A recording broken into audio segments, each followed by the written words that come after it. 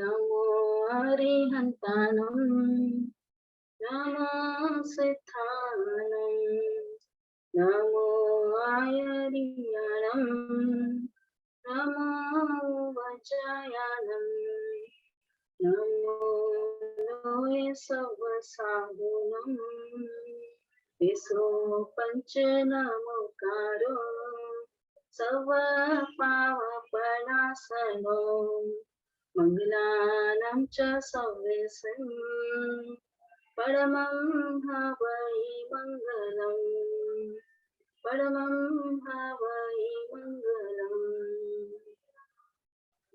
अनंत अनंत उपकारी शासनपति भगवान महावीर स्वामी के पावन चरणों में कोटिशः वंदन। आचार्य प्रवर 1008 श्री विजयराज जी महाराज साहब एवं समस्त चारित्रात्माओं के पावन चरणों में कोटिशः वंदन नमन। आप सभी का प्रज्ञा जागरण मंगलम क्लासेस में स्वागत और अभिनंदन है। ज्ञान सीखने से पहले ज्ञान सीखने का पाठ बोलेंगे।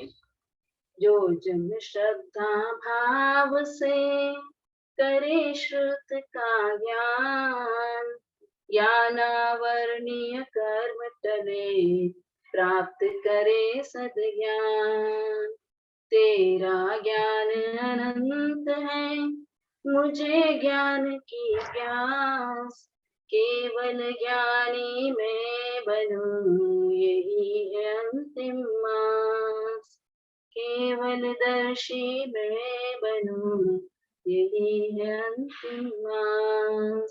आत्मानंदी मैं बनूं यही है अंतिम मास। पिछली कक्षा में हमने सूत्र 23 तक देखे थे, जिसमें अवधि ज्ञान के वेद और स्वामी और अवधि ज्ञान का पूरा विषय आ गया था। आज हम वन पर्याय ज्ञान के वेद और उनका अंतर देखेंगे। 24वां सूत्र ऋजु विपुलमति मनः पर्यायः। इसका सूत्रार्थ है ऋजुमति और विपुलमति ये दो मन पर्याय ज्ञान के भेद हैं, यानी मन पर्याय ज्ञान के दो भेद है, ऋजुमति और विपुलमति। 25वां सूत्र है विशुद्ध्या पतिपाताभ्याम तद विशेषः। 25वां सूत्र है, इसका सूत्रार्थ है विशुद्धि और अप्रतिपाती की अपेक्षा से इन दोनों में अंतर है। इन दोनों में अंतर किस चीज से है? विशुद्धि और अप्रतिपाती से। इसका विवेचन है प्रस्तुत सूत्रों में मन पर्याय के भेद तथा ऋजुमति और विपुलमति के विशेषताएं बताई गई है। अब देखते हैं ऋजुमति मन पर्याय ज्ञान।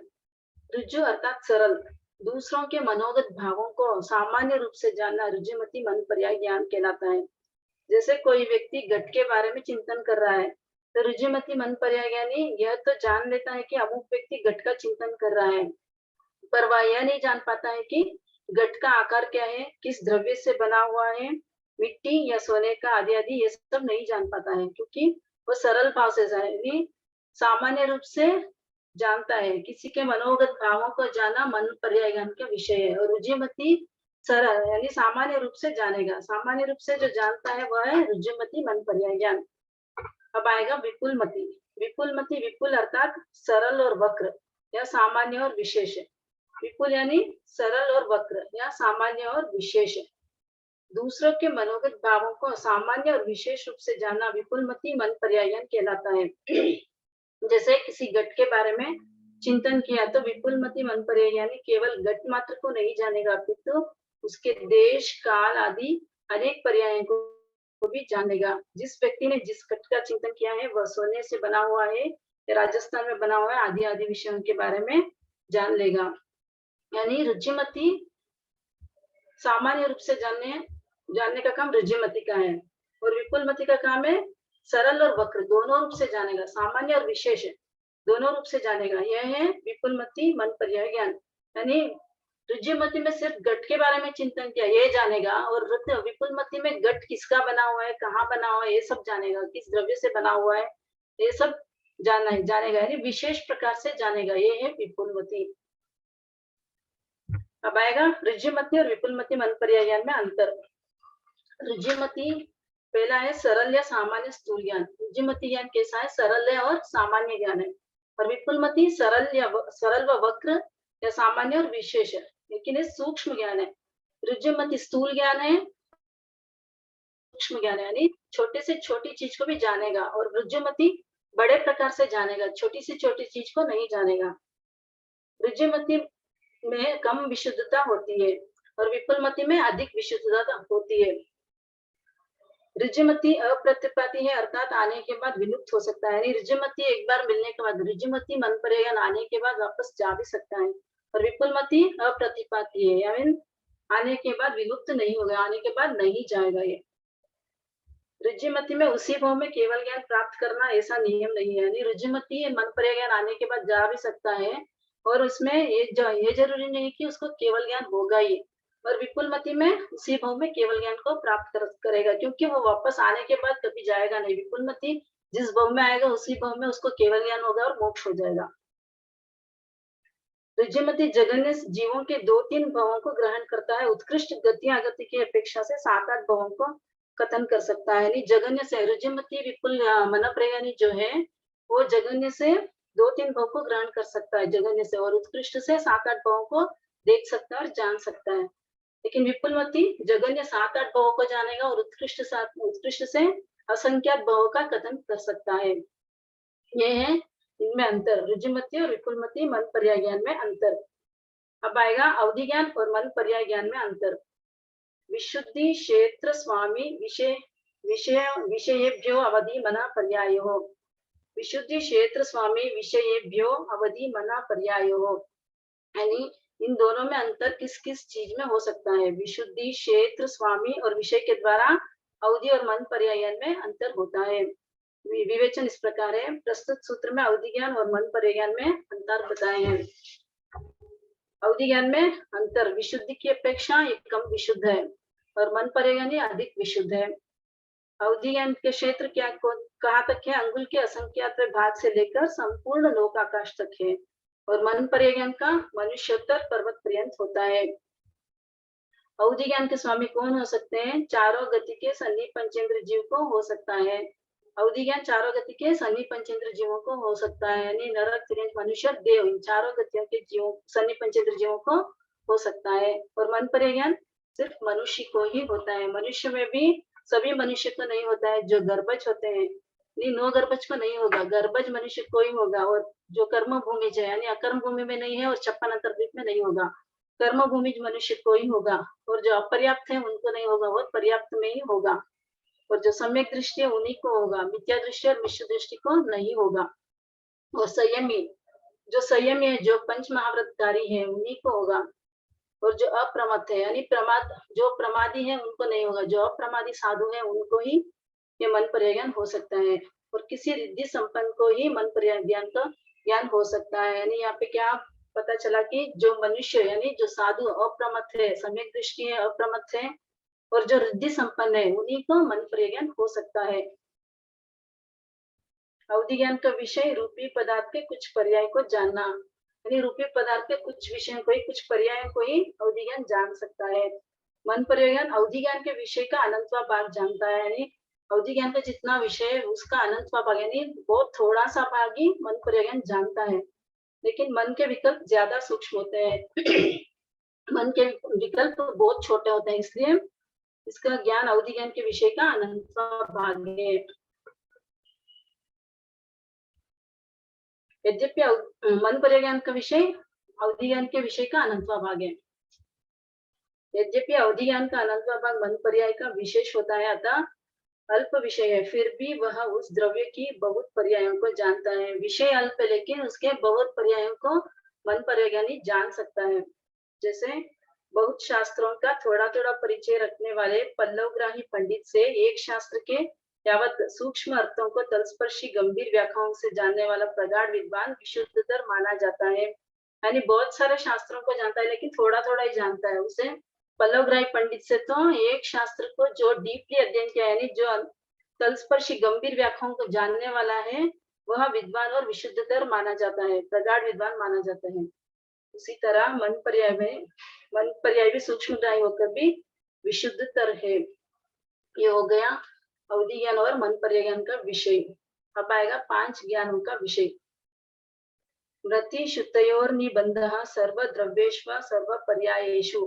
ये 27वां सूत्र है। इसका सूत्रार्थ है मति ज्ञान और शुद्ध ज्ञान का विषय सर्व द्रव्य होते हैं किंतु उनकी सर्व पर्याय नहीं होते। यानी मति ज्ञान और शुद्ध ज्ञान का विषय क्या है? सर्व द्रव्यों को जानता है लेकिन उसके सर्व पर्यायों को नहीं जानता है। रूपश्व वधे है 28वां सूत्र। सूत्रार्थ अवधि ज्ञान का विषय सर्व पर्याय रहित केवल रूपी द्रव्य होते हैं। अवधि ज्ञान का विषय क्या है? सभी पर्यायों को तो नहीं जानेगा लेकिन रूपी पदार्थों को जान सकता है, केवल रूपी पदार्थों को जानेगा। तदनंत भागे मनः पर्याय सा, ये 29वां सूत्र। मन पर्याय ज्ञान का विषय अवधि ज्ञान का अनंतवा भाग होता है। हमने पहले जाना था मन पर्याय ज्ञान का विषय अवधि ज्ञान का अनंतवा भाग है। 30वां सूत्र सर्वद्रव्य पर्यायेषु केवलस्य, यानी सभी द्रव्य की सभी पर्याय केवल ज्ञान के विषय है। यानी केवल ज्ञान में ही सभी द्रव्य और सभी पर्यायों को जानने की शक्ति होती है। तो इसका विषय केवल ज्ञान का ही है कि सर्व द्रव्य और सर्व पर्यायों को जानना। 5 ज्ञान के विषय को संक्षिप्त में जानेंगे।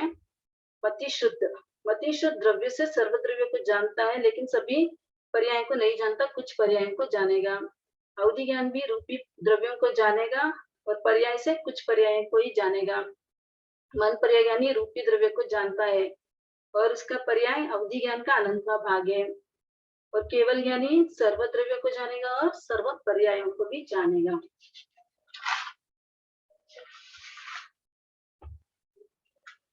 एक जीव को एक साथ कितने ज्ञान संभव हो सकते हैं, इसके बारे में है।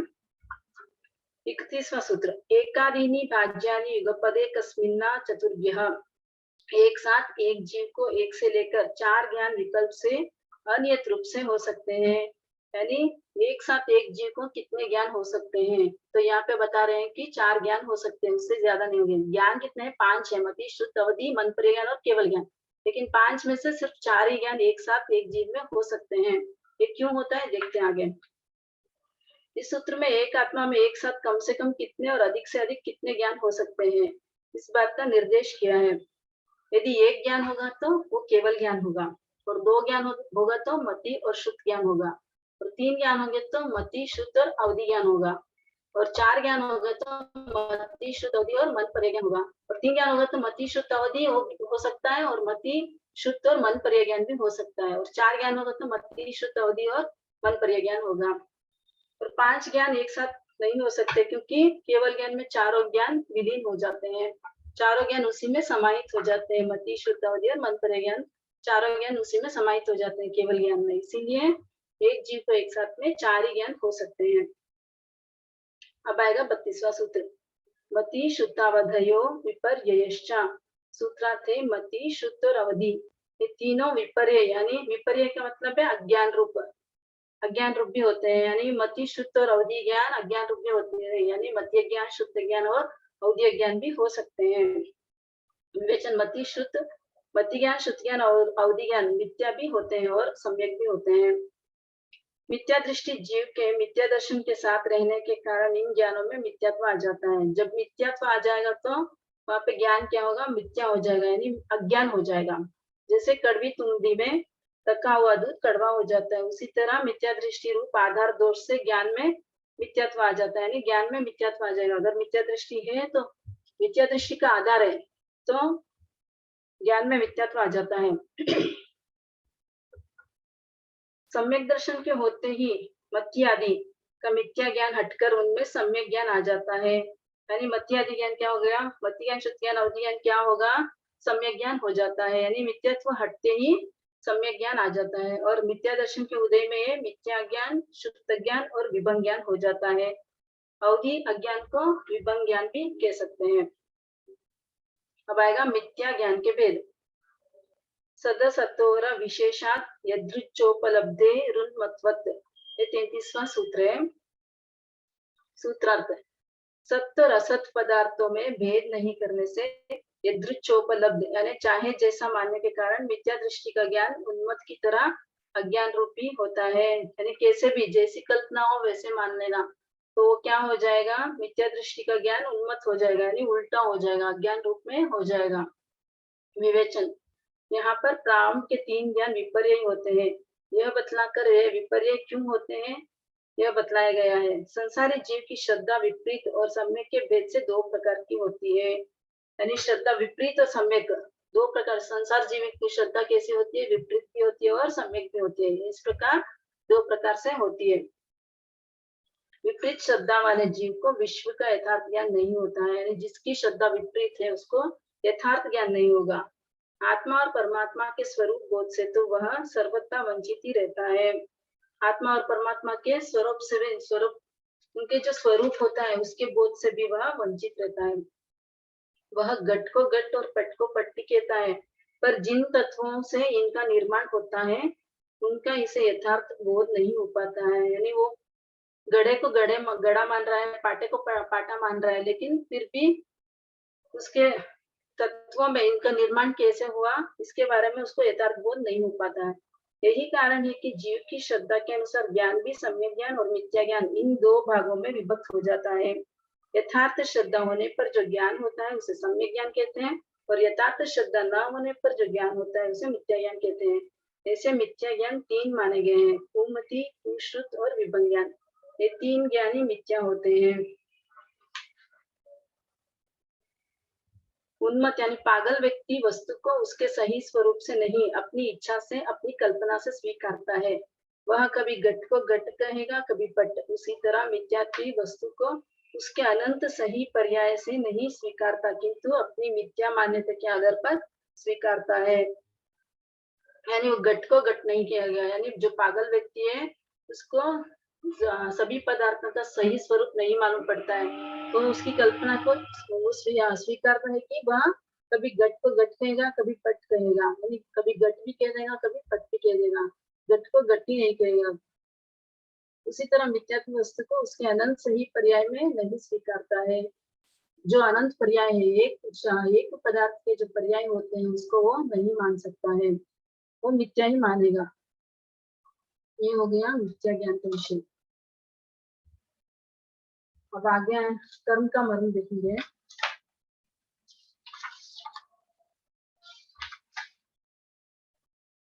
पिछली कक्षा में हमने ज्ञानावर्ण और दर्शनावर्ण कर्म बंध के हेतु को जाना था। आज वेदनीय कर्म के बंध हेतु को जानेंगे। Page number 17।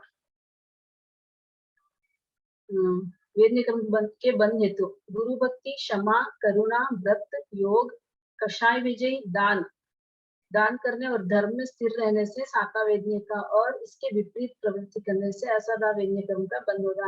यानी गुरु भक्ति करने से, क्षमा करने से, करुणा भाव रहने से, व्रत को अंगीकार करने से, योग यानी कषायों को विजय, योग को वश में करने से और कषायों को विजय करने से, क्रोध मान मायालों पर अपना काबू रखने से और दान करने से और धर्म में स्थिर रहने से साता वेदनीय कर्म का बंध होता है।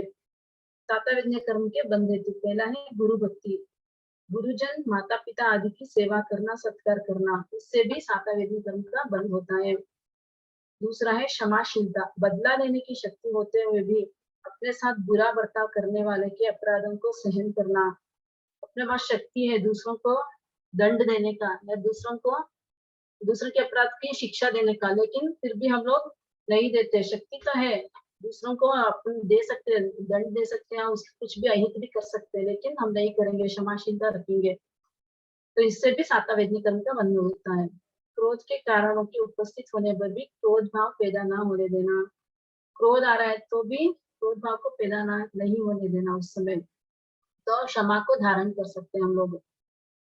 तीसरा आएगा दयालुता। प्राणी मात्र पर करुणा भाव रखना, यानी सभी प्राणियों पर करुणा भाव रखना। जैसे अपने को दुख होता है वैसे ही दूसरों को भी दुख होता है, ऐसे भाव मन में लाना। चौथा है व्रत। हिंसादि पापों से विरत होना, यानी पापों से विरति होना, पापों को कम करना या पापों से विरत होना, पापों से पीछे हटना, यह है व्रत। पांचवा है संयम साधना। साधवाचार का पालन करना, यानी संयम को अंगीकार करना है, दीक्षा लेना। इसका साधवाचार का पालन करने से भी साता वेदनीय कर्म का बंध होता है। छठा है कषाय विजय। कषाय के कारण उपस्थित होने पर भी संभाव रखना।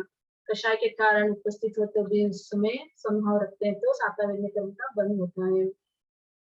सातवां है दान भावना। अपने अधिकार की वस्तु दूसरों को देना दान है। यानी अपनी जो भी वस्तु दूसरों को देना वो क्या है, दान है। सुपात्र दान, अनुकंपा दान, अभय दान आदि दान देने से है। ये सब दान देने से भी सातवें कर्म का बंध होता है। धार्मिक श्रद्धा की दृढ़ता, रत्नत्रय में अपने आप को स्थिर करना तथा इनमें स्थिरता लाने के लिए नीतिमय जीवन, ईमानदारी, वीतराग के वचनों में दृढ़ रहना आदि आदि, यानी धार्मिक श्रद्धा में दृढ़ता रहना, रत्नत्रय में अपने आप को स्थिर करना, ज्ञान दर्शन चारित्र में अपने आप को स्थिर करना, रत्नत्रय यानी ज्ञान दर्शन और चारित्र तथा इनमें स्थिरता लाने के लिए नीतिमय जीवन जीना, ईमानदारी रखना, वीतराग के वचनों में दृढ़ श्रद्धा रखना, इससे भी सातवें कर्म का बंध होता है। यहाँ सातवें कर्म के बंध के जो कारण बताए हैं उनके विपरीत कार्य करने एवं भाव रखने से असातवें कर्म का बंध होता है, यानी इनसे विपरीत आचरण करेंगे तो हम लोग सातवें कर्म का बंध करते हैं। आगे आएगा मोहनीय कर्म के बंध हेतु। मोहनीय कर्म के भी दो प्रकार होते हैं, दर्शन मोहनीय और चारित्र मोहनीय। अब पहले आएगा दर्शन मोहनीय कर्म बंध के हेतु। उन्मार्ग का उपदेश देने और सन्मार्ग का अपलाप करने और जिन केवली मुनि संघ आदि के विरुद्ध आचरण करने से दर्शन मोहनीय कर्म का बंध होता है। दर्शन मोहनीय के बंध हेतु उन्मार्ग देशना, पहला है उन्मार्ग देशना, यानी संसार की वृद्धि हो ऐसा उपदेश देना, यानी उपदेश ऐसा देना कि वो संसार में ही भटकता रहे, संसार में ही उसकी वृद्धि होती रहे, ऐसा उपदेश देना क्या है, उन्मार्ग देशना। जैसे कषाय, भोग, पशु बलि आदि संसार के कारणों को मोक्ष के कारण कहना। बहुत सारे लोग मानते हैं कि पशु बलि आदि करने से क्या होगा, मुक्ति मिलेगी या मोक्ष मिलेगा, लेकिन ये विपरीत है, इससे संसार बढ़ेगा लेकिन मुक्ति नहीं मिलेगी। तो ये है उन्मार्ग देशना। आगे आएगा सन्मार्ग का अपलाप, विरोध करना, संसार निवृत्ति और मुक्ति प्राप्ति के मार्ग का विरोध करना। जैसे न मोक्ष है न पुण्य पाप है, जो कुछ सुख है इसी जीवन में है, यानी संसार मार्ग का अपलाप करना। जैसे कोई बोलता है कि मोक्ष नहीं है, ना पुण्य है, ना पाप है, कुछ भी नहीं है, ऐसे सब बोलना क्या है, सन्मार्ग का अपलाप करना है। जिन भगवान की निंदा करना, जैसे दुनिया में कोई सर्वज्ञ नहीं हो सकता है, वो मानते ही नहीं कि कोई सर्वज्ञ है, तो क्या है, जिन निंदा है। साधु निंदा, पंच महाव्रतधारी साधु मुनिराजों की निंदा करना, किसी भी साधु संत मुनिराजों की निंदा करना, वो क्या है, साधु निंदा। रत्नत्रय संपन्न गुणी महात्मा तपस्वी आदि की निंदा करना, ये भी साधु निंदा में आएगा। आगे है संघ निंदा। संघ चतुर्विध संख्या है, श्रावक श्राविका, साधु साध्वी और श्रावक श्राविका। तो साधु साध्वी श्रावक श्राविका रूप चतुर्विध संघ की निंदा करना। क्रोध आदि कषायों और हास्यादि 9 कषाय तथा विषयों में अनुरक्त जीव दोनों प्रकार के चारित्र मोहनीय कर्म का बंद करते हैं। यहाँ तक हो गया दर्शन मोहनीय का। अभी आएगा चारित्र मोहनीय। चारित्र मोहनीय के अंतर्गत दो विषय, दो भाग इसके भी, कषाय मोहनीय और नो कषाय मोहनीय। पहले आएगा कषाय मोहनीय के बंध हेतु। क्रोध आदि कषायों के वश हुआ जीव कषाय मोहनीय का बंध करता है, यानी 4 कषायों को जो करता है वो कषाय मोहनीय का बंध करता है। पहला है अनंतानुबंधी क्रोध मान माया लोक के उदय से व्याकुल मन वाले जीव अनंतानुबंधी अप्रत्यख्यानावरणी, प्रत्याख्यानावरण और संजुलन कषाय के 16 भेदों का बंध करते हैं, यानी अनंतानुबंधी क्रोध मान माया लोक, अप्रत्यख्यानावरणी क्रोध मान माया लोक, प्रत्याख्यानावरणी क्रोध मान माया लोक और संजुलन क्रोध मान माया लोक, जैसे 16 भेदों का बंध करता है। आगे अप्रत्याख्यानावरण चतुष्टय पराधीन हुआ जीव अप्रत्याख्यानावरण, प्रत्याख्यानावरण और संजुलन क्रोध आदि 12 कषायों को बांधता है। यहाँ पे अनंतानुबंधी कषाय का नहीं बंद कर रहा है, या उदय में भी नहीं है। अप्रत्याख्यानावरण कर्म का उदय है तो कौन से कितने कर्मों को बांधेगा, कितने कषायों को बांधेगा यहाँ पे। तो अप्रत्याख्यानावरण चतुष्टय पराधीन हुआ जीव अप्रत्याख्यानावरण का बांधेगा, प्रत्याख्यानावरण का बांधेगा वो संजुलन का। तो इन तीनों के भी क्रोधमान माया लोग से 12 भेद का बंद करता है। आगे आएगा प्रत्याख्यानावरण चतुष्ट के उदय से ग्रस्त जीव प्रत्याख्यानावरण और संज्वलन क्रोध आदि 8 कषायों को बांधता है। यहाँ पे प्रत्याख्यानावरण से शुरू हुआ तो प्रत्याख्यानावरण और संज्वलन इन दोनों के 4-4 कषाय 8 कषायों का बंद करता है। आगे संज्वलन कषाय युक्त जीव सिर्फ संज्वलन क्रोध आदि 4 कषायों को बंद करता है। यहाँ यह समझ लेना चाहिए कि क्रोध मान माया और लोभ इन चारों कषायों का एक साथ उदय नहीं होता है, क्योंकि चारों में से किसी एक का उदय होता है। यानी क्रोध मान माया लोभ में से कोई एक ही उदय में रहेगा एक समय में, या तो क्रोध रहेगा या मान रहेगा या माया रहेगी या लोभ रहेगा, चारों में से एक कषाय का उदय रहेगा। अनंतानुबंधी आदि चारों प्रकार के कषाय भेदों में से जिस कषाय का उदय होगा उस सहित आगे के प्रकार भी साथ में रहेंगे। यानी अनंतानुबंधी के बाद अप्रत्यक्षानावरणी आएगा, प्रत्यक्षानावरणी आएगा और संजोलन आएगा। तो अगर वो अनंतानुबंधी का बंद कर रहा है तो बाकी के पूरे रहेंगे, चार बाकी के तीन भी चौक रहेगी, अप्रत्यक्षानावरणी, प्रत्यक्षानावरणी और संजोलन। जैसे अप्रत्यक्षानावरण कषाय प्रकार का उदय होने पर उस सहित प्रत्यक्षानावरण संजोलन कषाय का उदय होगा, किंतु अनंतानुबंधी कषाय का नहीं होगा।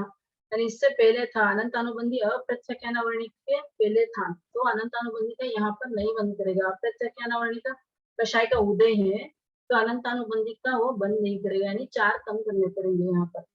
इसी प्रकार प्रत्यक्षानावरण तथा संजोलन कषाय के बारे में भी समझ लेना चाहिए। ये हो गया कषाय मोहनीय कर्म के बंध हेतु। अब आएगा नौ कषाय मोहनीय के बंध हेतु। नौ कषाय मोहनीय के कितने भेद है? 9 प्रकार है। वे हैं हास्य, रति, रति, भय, शोक, जुगुप्सा, स्त्रीवेद, पुरुषवेद और नपुंसकवेद। ये 9 प्रकार से 9 कषाय मोहनीय के बंध हेतु देखते हैं। पहला है बांडो जैसी चेष्टा करना, यानी जोकर जैसे चेष्टा करना, दूसरों की हंसी उड़ाने वाला, बकवाद करने वाला जीव हास्य मोहनीय कर्म का बंद करता है। दूसरों की हंसी उड़ाने वाला और ऐसे कुछ भी बकता रहना, ऐसे जीव हास्य मोहनीय कर्म का बंद करता है। दूसरा आएगा चित्र विचित्र दृश्यों को देखने में रुचि रखना, यानी अलग अलग चीजों को देखने में रुचि रखना, उनके प्रति उत्सुकता दर्शाने आदि की वृत्ति युक्त जीव प्रति मोहनीय कर्म का बंद करता है। क्या है दूसरा? तीसरा है ईर्ष्यालु पापी, दूसरों को दुखी करने वाला, बुरे काम के लिए दूसरों को उत्साहित करने वाला जीव अरति मोहनीय कर्म का बंद करता है। जो ईर्ष्यालु है, जो पापी है, जो दूसरों को दुखी करने वाला है और बुरे काम के लिए दूसरों को उत्साहित करता है, वह जीव अरति मोहनीय कर्म का बंद करता है। चौथा आएगा स्वयं डरने वाला और दूसरों को भय पैदा करने वाला, त्रास देने वाला, निर्दयी जीव वही मोहनीय कर्म को बांधता है, यानी दूसरों को डराने वाला, दूसरों में ऐसा भाव भर दे कि उसमें भय पैदा हो जाए, तो ऐसा करने वाला भय मोहनीय कर्म का बंद करता है। पांचवा आएगा स्वयं शोकग्रस्त रहने वाला और दूसरों को भी शोक उत्पन्न करने वाला जीव शोक मोहनीय कर्म का बंद करता है, यानी स्वयं शोक में डूबे रहना और दूसरों को भी शोक में शोक उत्पन्न कराना, दूसरों को भी शोक में डालना, इससे शोक मोहनीय कर्म का बंद करता है। छठा है चतुर्विध संगी सदाचार आदि की निंदा करने वाला, घृणा करने वाला जुगुप्सा मोहनीय कर्म का बंद करता है। जुगुप्सा यानी ईर्ष्या।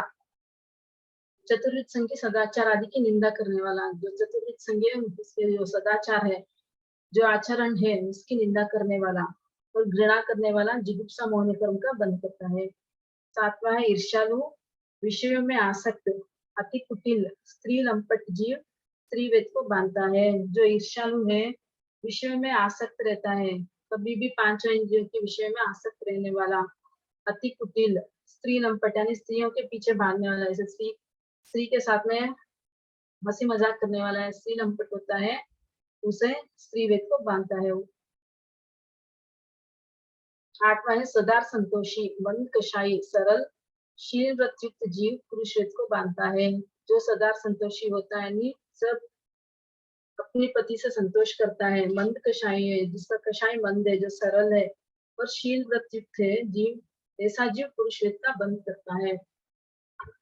आगे नवा है तीव्र विषय अभिलाषी, नैतिकता की मर्यादा भंग करने वाला आदि जीव नपुंसक वेद का बंद करता है, यानी विषयों में आसक्त रहने वाला, तीव्र विषयों में आसक्त रहने वाला और नैतिकता की मर्यादा भंग करने वाला, जो नीतियुक्त नहीं रहेगा, ऐसा जीव नपुंसक वेद का बंद करता है। ये आज हो गया कर्म का मर्म। किसी को कुछ डाउट है क्या? प्रिया जी दिख रहे हैं मुझे, कुछ पूछना है तत्वात सूत्र के बारे में या इसमें कर्म का मर्म है?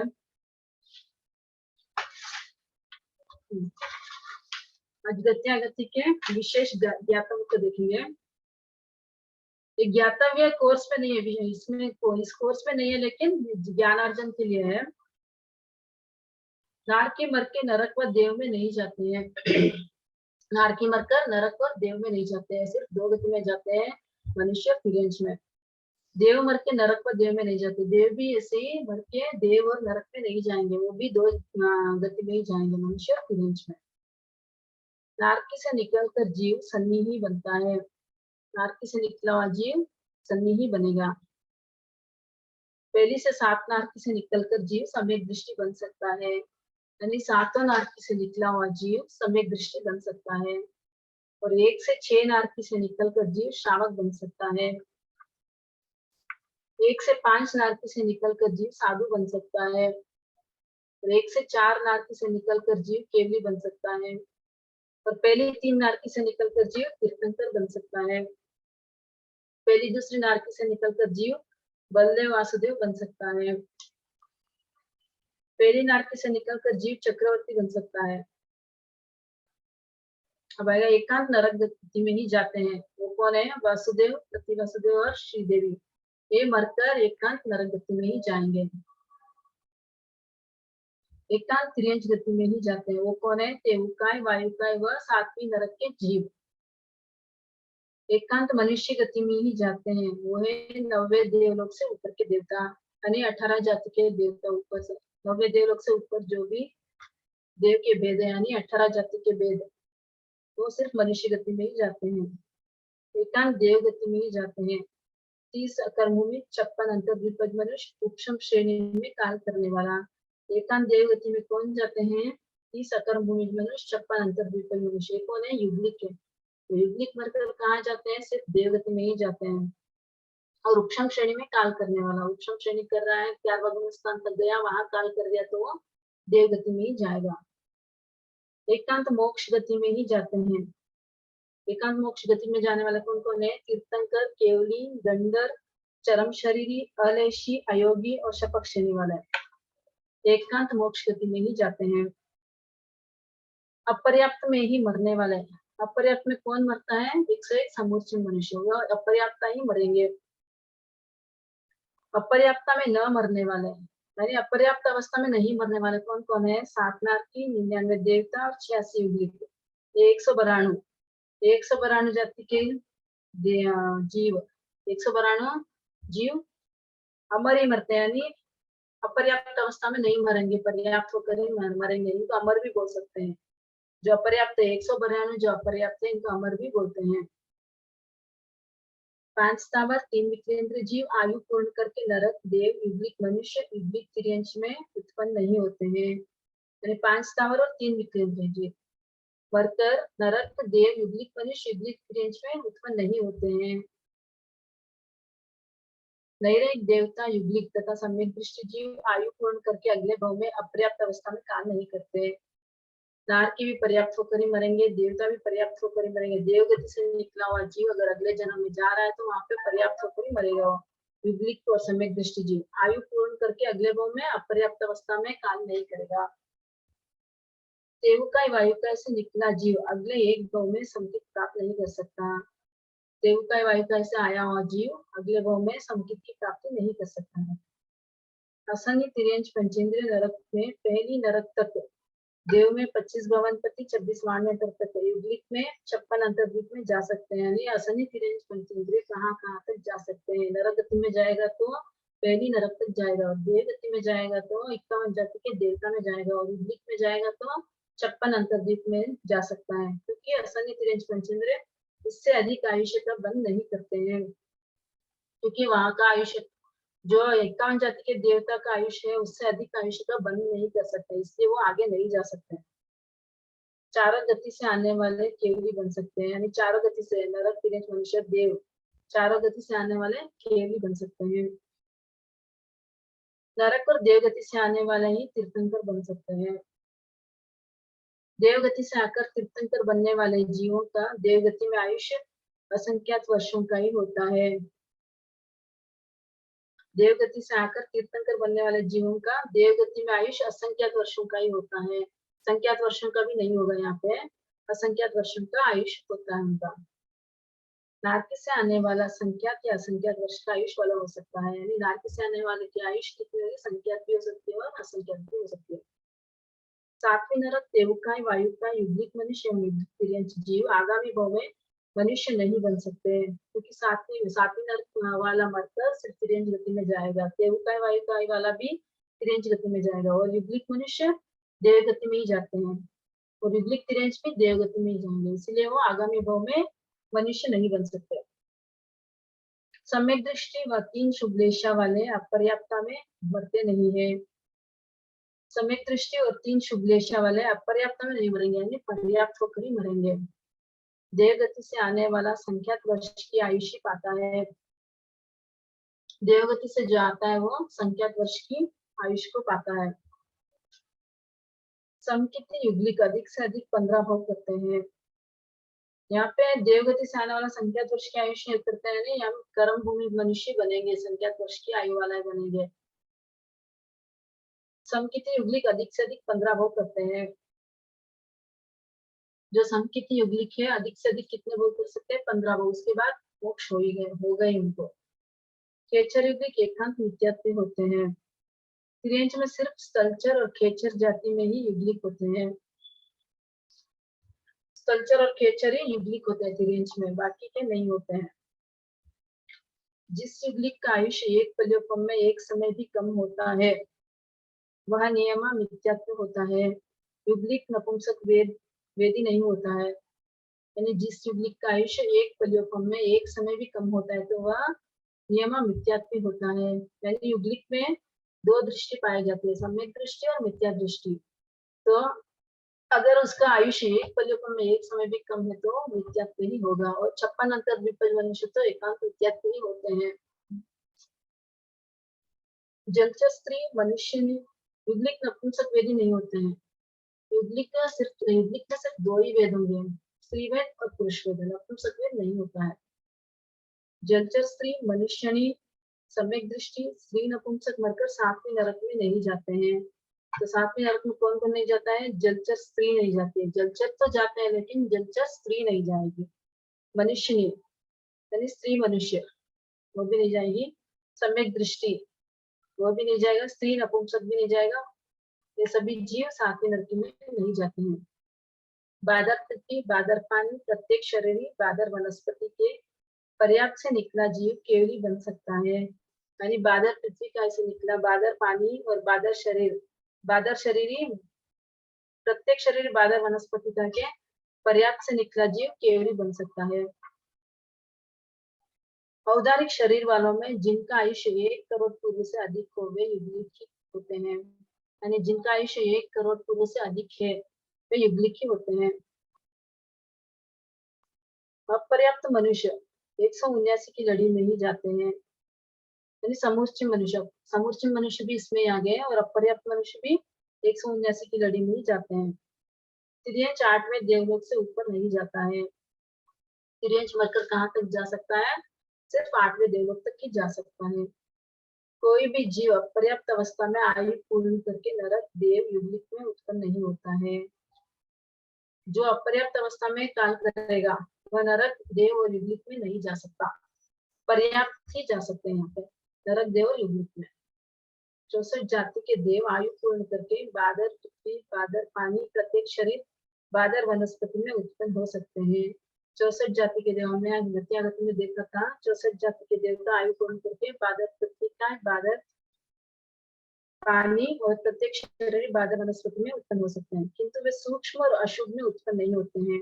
इन देवों के अलावा सभी वेक्रिय जीव अपना आयु पूर्ण करके मात्र सन्नी तिर्यंच पंचेंद्रिय या कर्म भूमिज मनुष्य में ही उत्पन्न होते हैं। इन तीनों को छोड़े तो बाकी सभी तिर्यंच पंचेंद्रिय और मनुष्य में ही उत्पन्न होंगे, और वो भी कर्म भूमिज मनुष्य में ही उत्पन्न होंगे।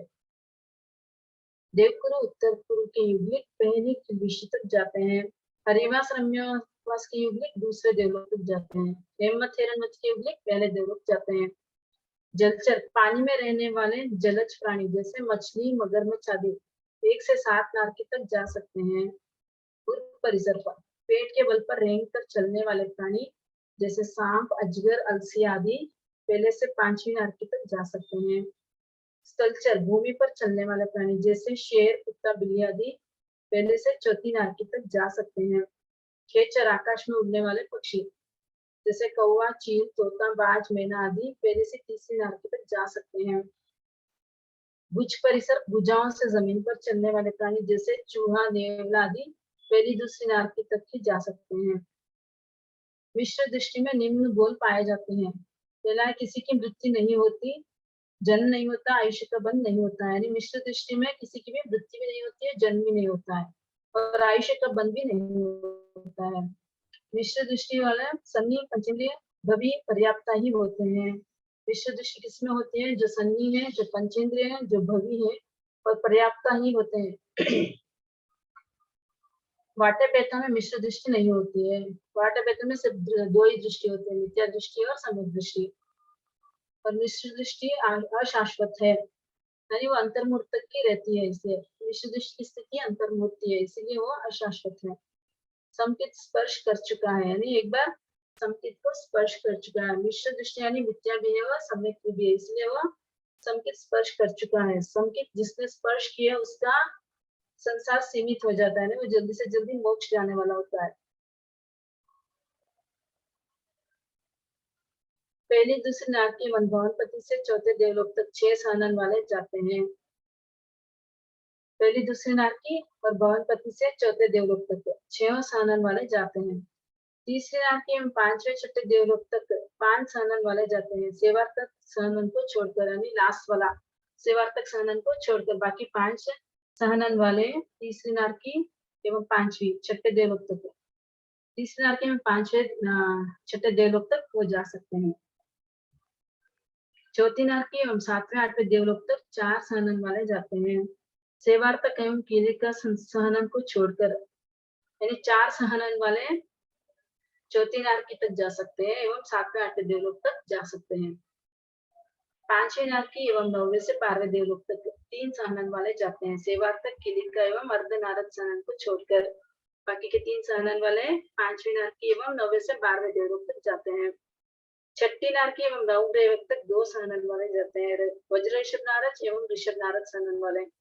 7वीं नारकी एवं 5 अनुत्तर विमान तक एक सहनन वाले ही जाते हैं, वो है वज्र ऋषभ नारद वाले। यानी 7वीं नारकी में जाने के लिए भी वज्र ऋषभ नारद चाहिए और 5 अनुत्तर विमान में जाने के लिए भी वज्र ऋषभ नारद चाहिए। 30 अकर भूमि में पहले गुणस्थान वाले अंतिम समय तक पहले गुणस्थान में ही रहते हैं एवं चौथे गुणस्थान वाले अंतिम समय तक चौथे गुणस्थान में ही रहते हैं। 30 अकर भूमि में जो पहले गुणस्थान वाले हैं वो पहले गुणस्थान में ही रहेंगे, यानी अंतिम जब तक मरेंगे वो पहले गुणस्थान में ही रहेंगे और जो चौथे गुणस्थान वाले हैं वो भी अंतिम समय तक चौथे गुणस्थान में ही रहेंगे। यानी दृष्टि परिवर्तन नहीं होगी, जो मिथ्यात्व है वो मिथ्यात्व ही रहेगा, जीवन पर्यंत मिथ्यात्व ही रहेगा और जो सम्यक दृष्टि है वो भी जीवन पर्यंत सम्यक दृष्टि ही रहेगा। वहां पे दृष्टि परिवर्तन नहीं होगी, यानी सम्यक से मिथ्यात्व में नहीं है और मिथ्यात्व से सम्यक्त्व में नहीं आएगा। 6 संतान वाले चारों गति में एवं मोक्ष जा सकता है। 6 संतान 6 सहनन वाले चारों गति में भी जा सकता है और मोक्ष में भी जा सकते हैं। ये हो गया गत्यागति।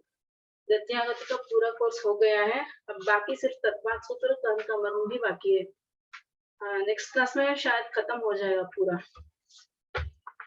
किसी को कुछ पूछना है, कुछ डाउट्स है इसके बारे में? प्रिया जी? नहीं है मैम। नहीं है, समझ में आ रहा है? समझ में आ रहा है? आप एक बार पढ़ा क्या इसको? हाँ पढ़ा मैंने, समझ में आ रहा है मैम। अच्छा, अगर कुछ डाउट्स हो तो पूछ लेना। नहीं कुछ भी नहीं है मैम डाउट्स।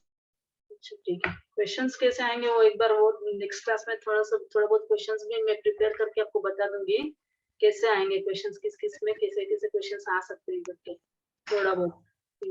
मैम ठीक है। हाँ मैम। कोई डाउट नहीं ना? नहीं है मैम। ठीक है जी। जिन्ना ये अभी कुछ भी कहने में आए तो मन वचन का ऐसे तो इच्छा में